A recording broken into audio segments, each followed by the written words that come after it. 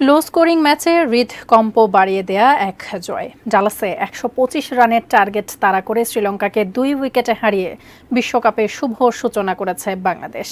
বাংলাদেশের জয়ে অভিনন্দন জানিয়েছেন প্রধানমন্ত্রী শেখ হাসিনা। সমালোচনা কিংবা সামাজিক ট্রল সবকিছুর জবাব দেওয়ার একটাই রাস্তা, জয়। সেজন্য দরকার সঠিক পরিকল্পনা আর চাপের মুখে স্নায়ু চাপ ধরে রাখা। বোলিং লাইন আপে তাসকিন ফিরেছেন, ফর্মে আছেন মুস্তাফিজ ও লেগ স্পিনার রিশাদ, আছেন অভিজ্ঞ সাকিব। তাই টস জিতে ফিল্ডিং নেন শান্ত। শুরুটা দারুণ করেছিলেন শ্রীলঙ্কান ২ ওপেনার, তাই খানিকটা চাপ বাংলাদেশের বোলারদের উপর। তৃতীয় ওভারে ফেরেন তাসকিন, প্রথম ২ বলে ২-৪। এর পরের বলেই দলকে প্রথম ব্রেক থ্রু তাসকিনের পর বোলিংয়ে এসে সফল মুস্তাফিজ। মারতে গিয়ে মিড অফে থাকা তানজিমকে সহজ ক্যাচ দেন কামিন্দু মেন্ডিস। তবু ছুটছিল প্রথম নিশাঙ্কার ব্যাট। ২৮ বলে ৪৭ করা এই ব্যাটারকে স্লোয়ার কাটারে থামান মুস্তাফিজ। মাঝে বিরতি, উইকেট পাচ্ছিলেন না তাসকিনরা। গোপন অস্ত্র কাজে লাগালেন শান্ত।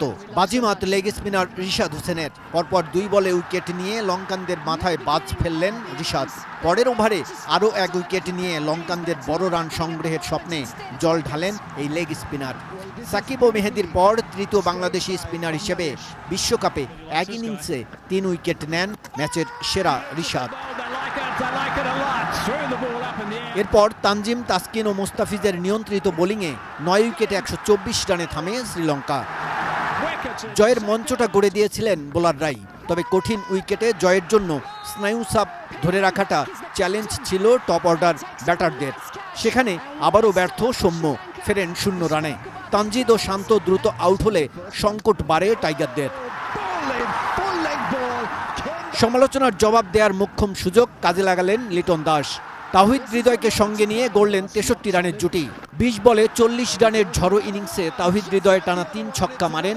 হাসারাঙ্গাকে লিটন করেন ৩৬। ২৪ বলে দরকার ১৭ রান, বাকি ৫ উইকেট। এই অবস্থায় সাকিব আর রিশাদ আউট হলে চাপ বাড়ে বাংলাদেশের। তবে মাহমুদুল্লাহ জিতলেন সেই স্নায়ু চাপ। ১৩ বলে ১৬ রানের অপরাজিত ইনিংসে দলকে জিতেই মাঠ ছাড়েন the finisher. Kajal Roy, ATN News, Dhaka.